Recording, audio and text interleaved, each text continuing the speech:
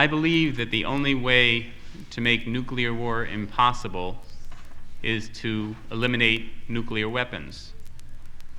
And I think it's naive to say that this cannot be done.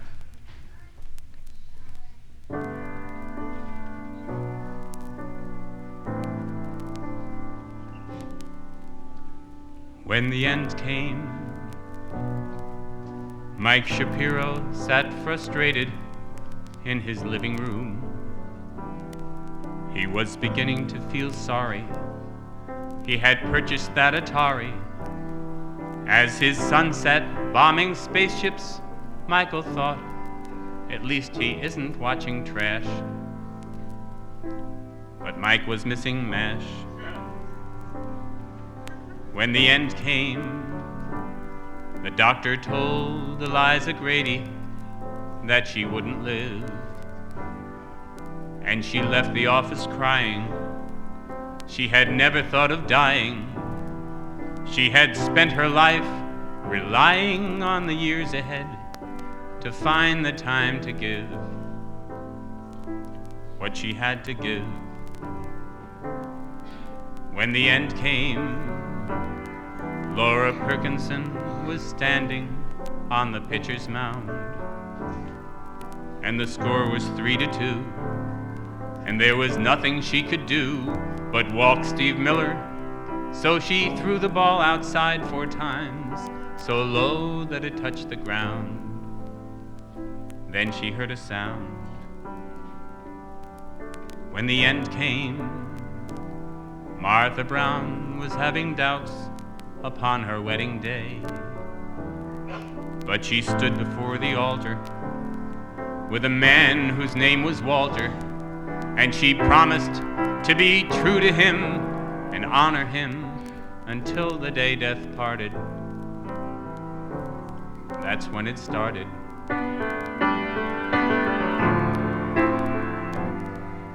When the bomb alert went off at Woodrow Wilson Junior High, Jimmy Bordowich thought God was on his side.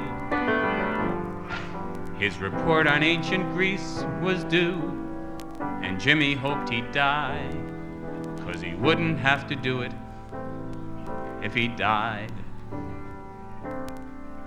When the end came, the world was much too busy living life to notice death. Somehow the bombs did not seem violent. They were clean and they were silent, like the flashes on the screen of the Atari game that bothered Mike Shapiro. And the score was 0-0.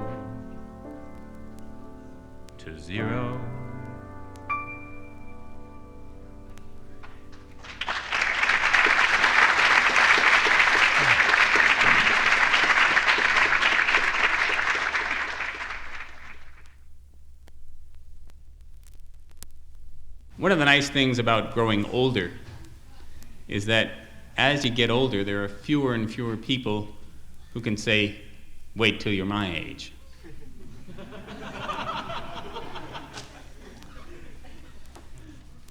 I borrowed the tune for this song. Oh, nobody else was using it.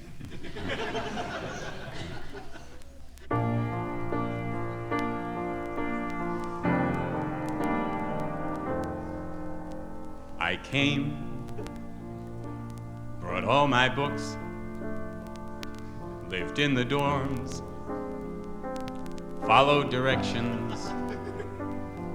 I worked, I studied hard, met lots of folks who had connections. I crammed, they gave me grades, and may I say, not in a fair way, but more, much more than this, I did it their way.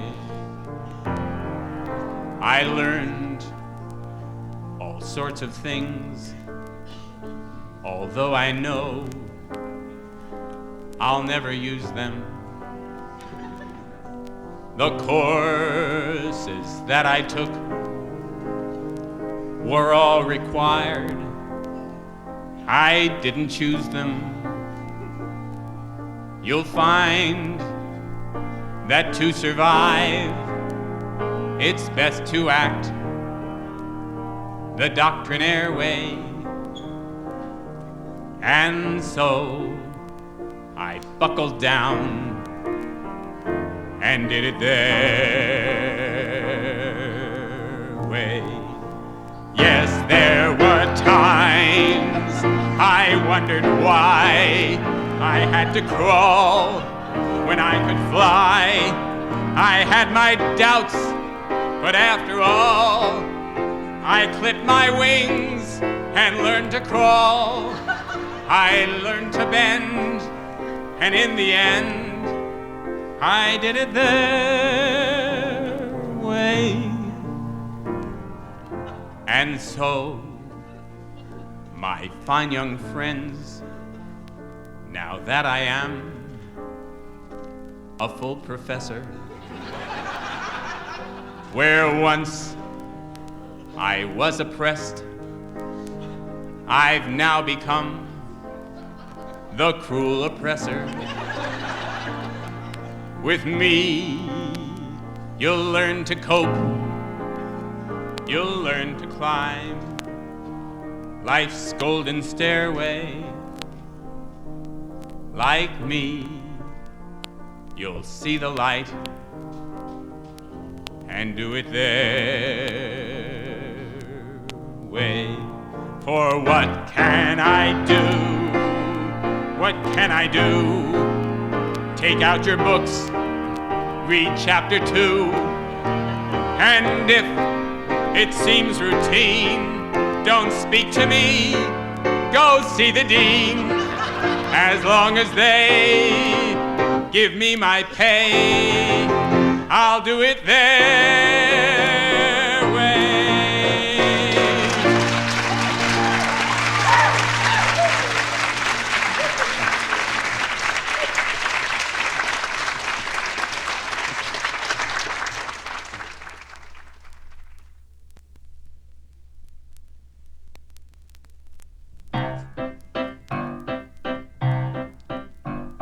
Sylvia and Ed love to work with the land, love to plant things and get them to grow.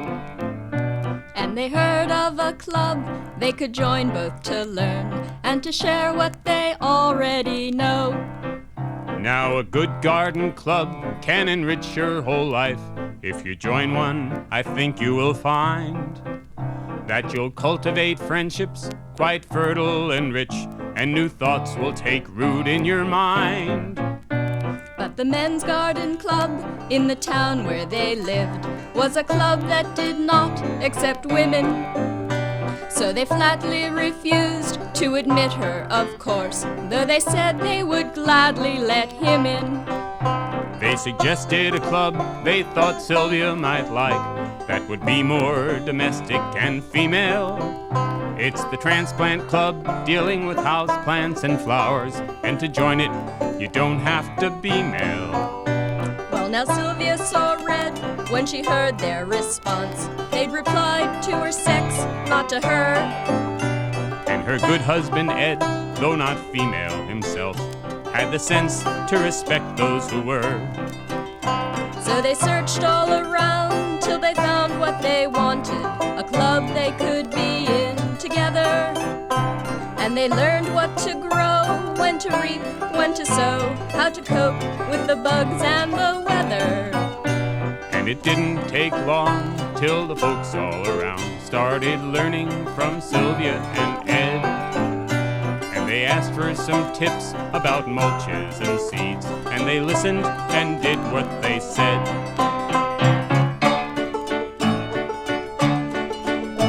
And their expertise grew till it seemed like they knew every vegetable, fruit, tree, and shrub, until Sylvia received a request in the mail from that very same men's garden club. It said, "Dear Mrs. Blue, please accept what we offer, an honor that's offered to few. Every month our club honors an expert on plants, and this month we've decided on you. We would like you to come to our club Friday night and to speak on a topic you choose. For wherever we go, we hear stories about the incredible crops of the blues. Now when Sylvia read this, she smiled as she thought of the words she would use to reply. She wrote, Dear sirs, my answer is certainly not. If you like, I will gladly say why. When I wanted to join, you had no use for me. You rejected me due to my gender. So I hope you can tell from the tone of my words that my feelings for you are not tender. As an expert on plants, I can give you advice that I hope you will quickly apply. You should rotate your crops, you should cross-pollinate. If you don't, your whole garden will die. I've been female for years, I've been gardening for years, I've been thinking for years, why don't you? It's no honor to speak to a club that can't grow. That's my answer, love, Sylvia Blue. if you know about plants, then you most likely know there's some soil in which nothing will grow. And some people, likewise, seem unlikely to learn. They're content to know just what they know. What they know. But the Men's Garden Club was not dead, only slow. They thought hard about all that she'd said. They amended their bylaws to let women join. That's the story of Sylvia and Ed.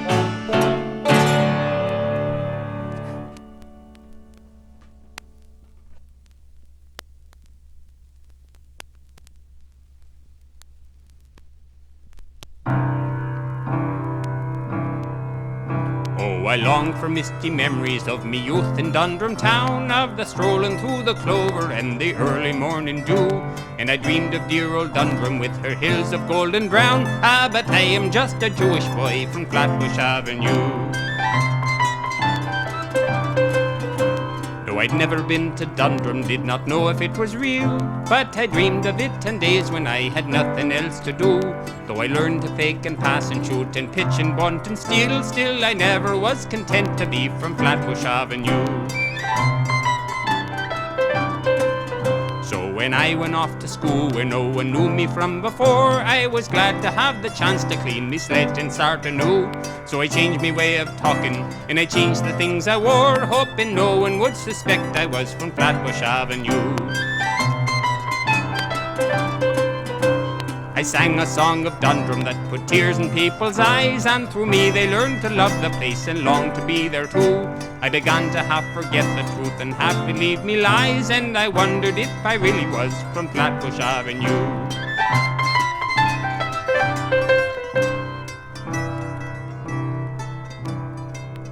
Well, there is a place called Dundrum, and 'twas there they heard me song, and though they did not remember me, they thought me words were true.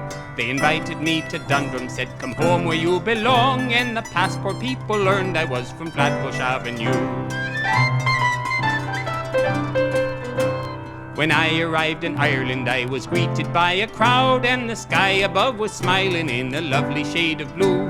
When I saw the signs for Dundrum, I felt warm and safe and proud. Then I suddenly recalled I was from Flatbush Avenue. The folks of Dundrum greeted me and claimed me as their own. When they asked me where me house was, I did not know what to do.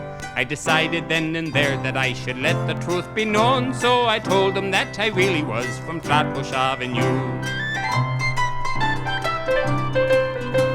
I told him that the world is just a dot upon the sky, and it really does depend a lot upon your point of view. And the song I sang of Dundrum wasn't it meant to be a lie, but me praises could as well apply to Flatbush Avenue.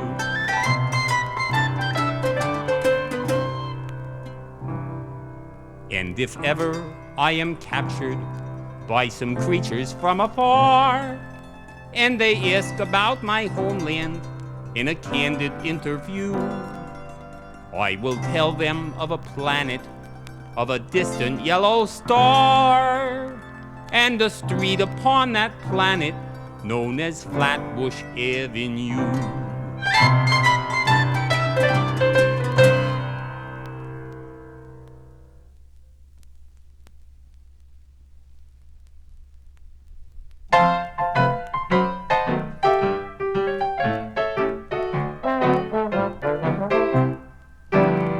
Elias was born on August 1st, though he was due on the 1st of July.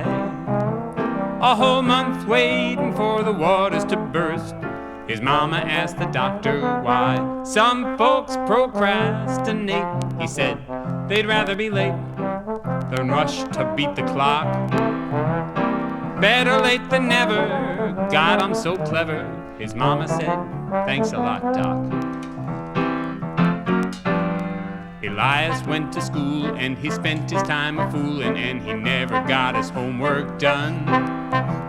He really meant to do it, to study and review it, but procrastinating's too much fun. His teacher said, stop procrastinating, I'm getting tired of waiting. You gotta stop living in a dream. Elias said, who's procrastinating? I'm typing and collating. Then he went home and started writing his theme.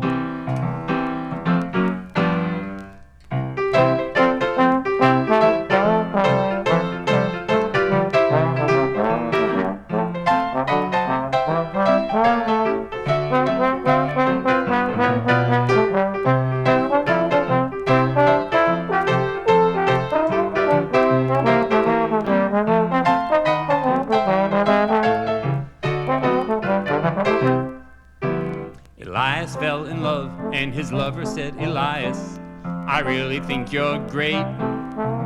You're clever and good looking, I like your style of cooking, but I love how you procrastinate. I love how you procrastinate. I love a man who can wait. Take as long as you want, that's okay. They're living in New Britain with 2 kids and a kitten, and maybe they'll get married someday.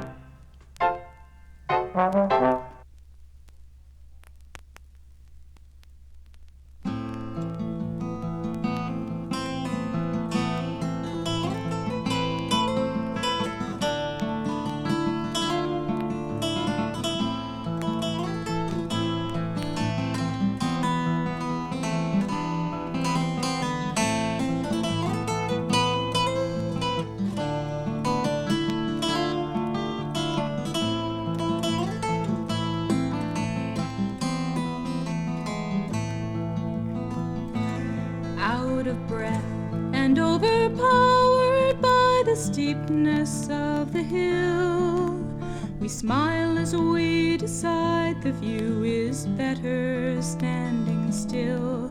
We turn our backs on where we're going to reflect on where we are, and remember where we used to be and wonder if it's far. Standing still we see the mountains, standing still I see your face. Standing still we feel the softness, hear the silence and embrace. I have seen you use a camera, and I know that if you try, you can catch the mountain splendor or the clearness of the sky. Take a photograph of what we gave each other then, and in harsher times we'll take it out and give it once again. For the gentleness we found together standing on that hill, can we pause a while and with a smile remember standing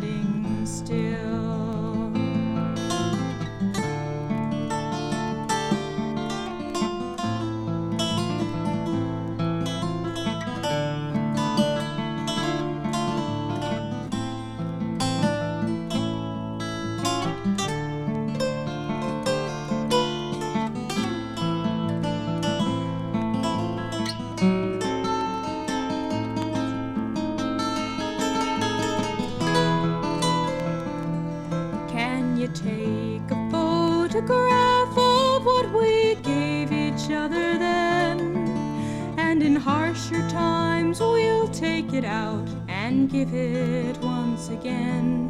For the gentleness we found together standing on that hill, can we pause a while and with a smile remember standing still?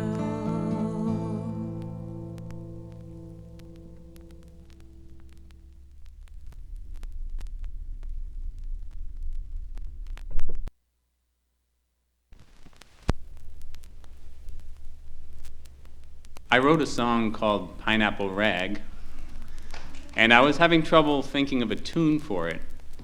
And then I discovered that Scott Joplin had also written something called Pineapple Rag, and my words fit his tune so perfectly, it seemed a match made in heaven. Pineapple Rag. This is the story of the pineapple rag. Listen and learn its point well. See, there once was a man who had a bucket of rags. He'd use a new rag for everything he'd clean. For example, there were juice rags and milk rags, ketchup rags and cocoa rags, and rags just for nectarines that he'd stepped on. There were peach rags and apple rags and apricot rags, and there were plum rags and rags for cleaning ale that had bubbled over. Tea rags and beer rags, coffee rags and Sanka rags, they filled up his pail.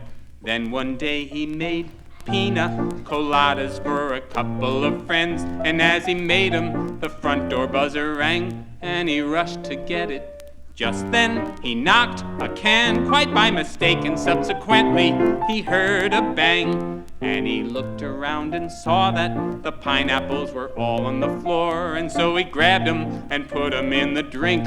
Who would notice? But the juice that was left would be a telltale sign. He took a rag from the sink, never noticing that this was the rag he used for custard. He never looked, he was too flustered. It could have been for borscht or mustard, long as it cleaned the floor. He just used it 'cause he didn't have time for careful screening, no time to probe its deeper meaning. It was a good rag, it did the cleaning. He opened up the door, and his friends came in and sat down and talked and ate a lot of pretzels and drank pina colada. And he put on a Bach toccata just so this part could rhyme. As the time went on, his friends sat around while calmly nursing pina coladas and conversing, smiles in the eyes of every person, having a splendid time, till he noticed that something was bugging him. He didn't know what. It was a feeling that something wasn't right. Could it be that he had left on the stove? Oh no, he knew he couldn't have, 'cause he hadn't cooked that night. But he went into the kitchen, and then he saw the thing he had done. He'd used a custard rag inadvertently, but he wasn't shaken. He told himself the rag can be for pineapples, and no one will know but me. My new pineapple rag, what a rag. I've learned something from you. Now I know it's been a drag with all these rags, when I could use just two. Maybe one would do.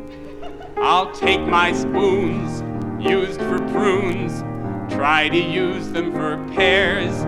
I think they'll do, and if they don't, no one knows and nobody cares. Maybe this could work with other things, cords and strings, cans and bottles and jars. This idea could heat our homes, grow our food, make fuel to run our cars. We could take the things we throw away every day try to use them instead. My extra rags I'll use for bags, or a patchwork quilt for my bed. And now his ketchup rag has been recycled, it's a laundry bag. And now instead of throwing out his trash in the garbage bin, he has a stove and heater to put it in. And his pineapple rag has been embroidered and it's now a flag, which says that maybe we could save this world and use it again if we remember this pineapple rag.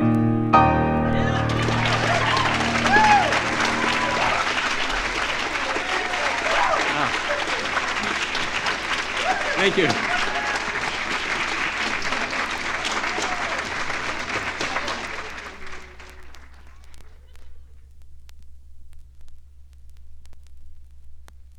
This song was written for children, just for children, because too many things are just for grown-ups.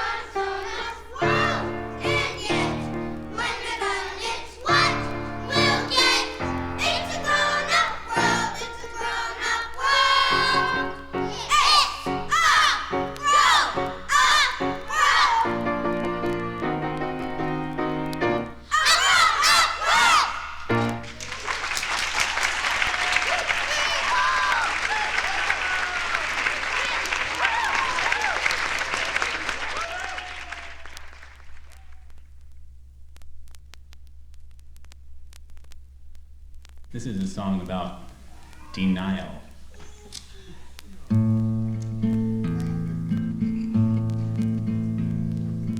I'm not scared. I'm not scared.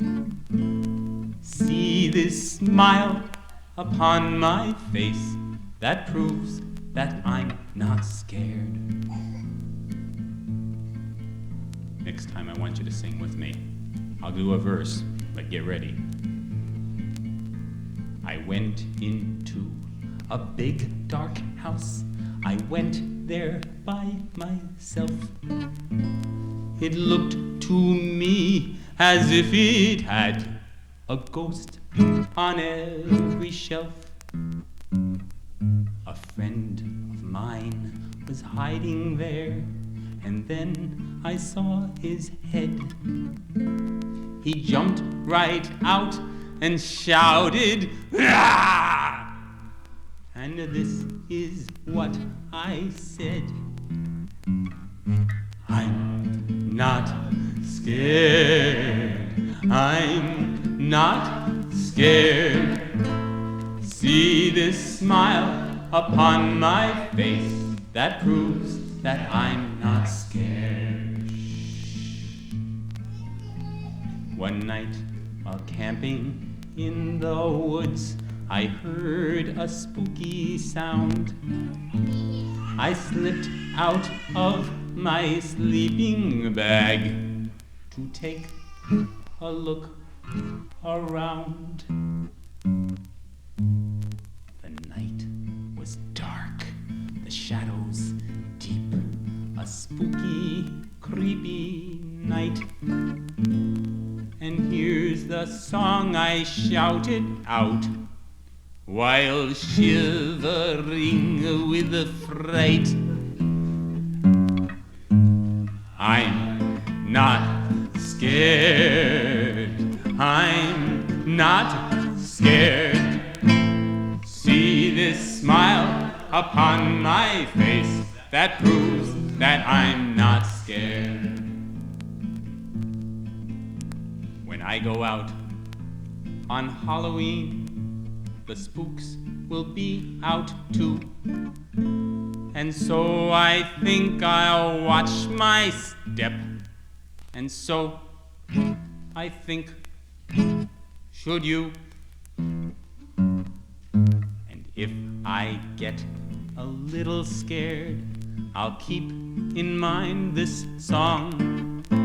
We're gonna sing it one more time, so you'd better sing along. I'm not scared. I'm not scared. See this smile upon my face that proves that I'm not scared.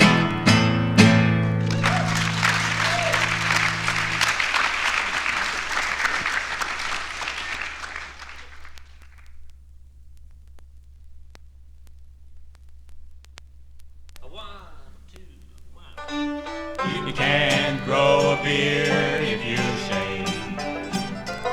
No, you can't grow a beard if you shave. Like a lawn, you keep on going. You won't see that stubble growing if you wake up every morning and you shave. For years my face was bald as a billiard ball. Weren't no beard or mustache gracing it at all. Though I stood before the mirror and I prayed, my face was born quite bald and bald it stayed. You see, you can't grow a beard if you shave. No, you can't grow a beard if you shave. Like a lawn, you keep on going. You won't see that stubble growing if you wake up every morning and you shave. I asked my doctor why it didn't grow, and she answered me point blank, she didn't know. Each day after I shaved, I'd sit and stare and wonder what was holding down that hair. You can't grow a beard if you shave. No, you can't grow a beard if you shave. Like a lawn, you keep on going. You won't see that stubble growing if you wake up every morning and you shave. Then one week I went to camping on the range, and what happened there was mystical and strange. Yeah, what happened was miraculous and weird. In 7 days and nights I grew a beard. But you can't grow a beard if you shave. No, you can't grow a beard if you shave. Like a lawn, you keep on mowing. You won't see that stubble growing if you wake up every morning and you shave. Sandy Bliskin on the fiddle.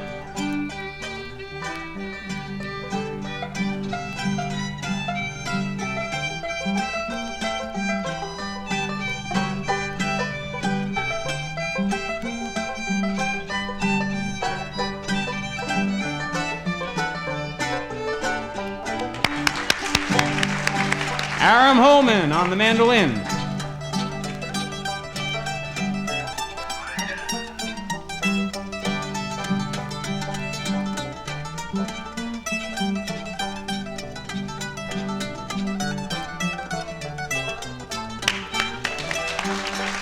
When I got home, I scarce believed my eyes. My mirror image took me by surprise. The face I saw was not the face I knew. I learned a thing and now will teach to you that you can't grow a beard if you shave. No, you can't grow a beard if you shave. Like a lawn you keep on mowing, you won't see that stuff overgrowing if you wake up every morning and you shave. Yodelay, yodelay.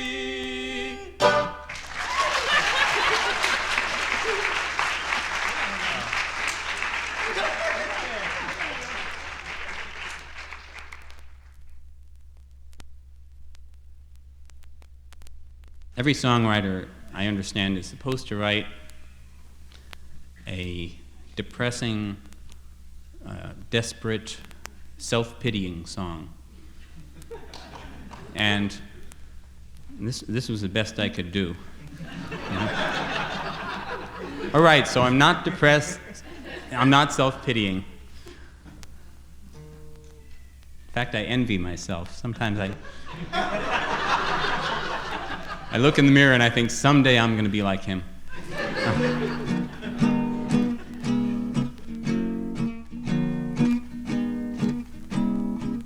She was another good example of a self-defeating pattern.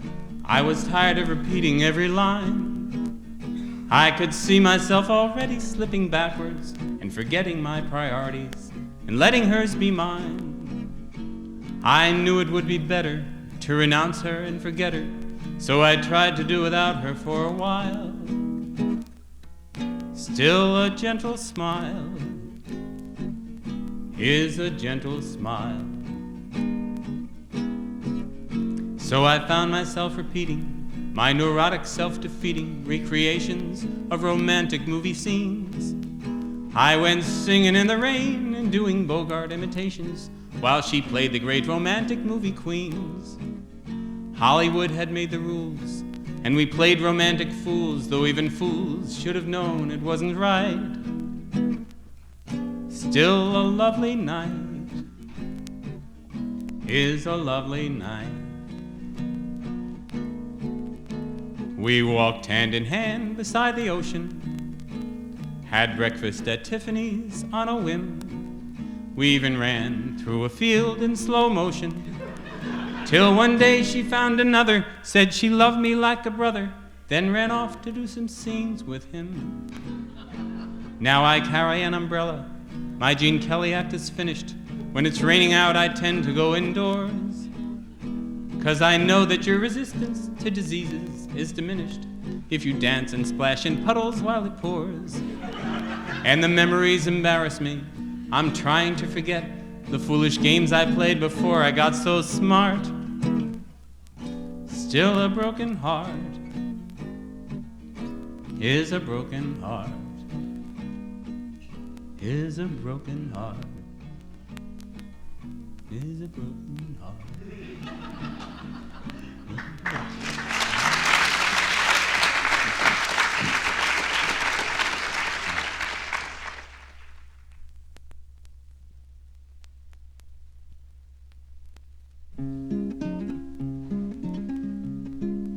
When Erica Levine was 7.5, up to her door came Jason Metcalf. And he said, "Will you marry me, Erica Levine?" And Erica Levine said, "What do you mean?" "Well, my father and my mother said a fella ought to marry, and my father said his brother, who is my Uncle Larry, never married, and he said Uncle Larry is a dope. So will you marry me?" Said Erica, "Nope."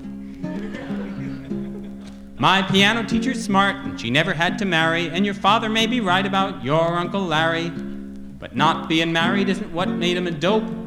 Don't ask me again, 'cause my answer's nope." When Erica Levine was 17, she went to the prom with Joel Bernstein, and they danced by the light of a sparkling bobby sock, 'cause the theme of the prom was the history of rock. And after the prom, Joel kissed her at the door, And he said, do you know what that kiss was for? And she said, no, I don't, but you kissed just fine. And he said, what it means is that you are mine. And she said, no, I'm not, and she rushed inside. And on the way home, Joel Bernstein cried. And she cried too, and wrote a letter to Ms., saying, this much I know, I am mine, not his. When Erica Levine was 23, her lover said, Erica, marry me. This relationship is answering a basic need, and I'd like to have it legally guaranteed. For without your precious love, I would surely die. So why don't we make it legal? Said Erica. Why? Basic needs at your age should be met by you. I'm your lover, not your mother. Let's be careful what we do. If ever I should marry, I will marry to grow, not for tradition or possession or protection. No. I love you, but your needs are a very different issue. Then he cried, and Erica handed him a tissue.